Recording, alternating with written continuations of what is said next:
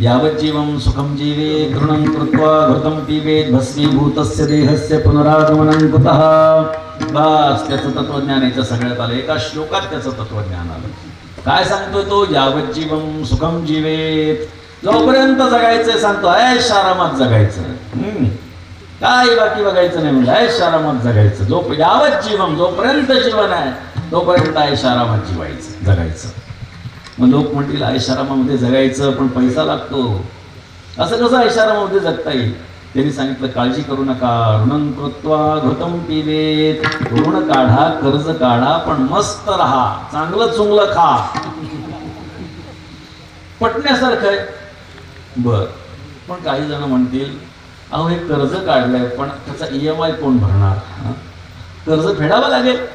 त्यांनी त्याचंही उत्तर देऊन ठेवलं, भस्मीभूतस्य देहस्य पुनरागमनं कुतः. एकदा देहाचं भस्म झालं की त्या देहाबरोबर त्या कर्जाचं सुद्धा भस्म होऊन जातो म्हणतो.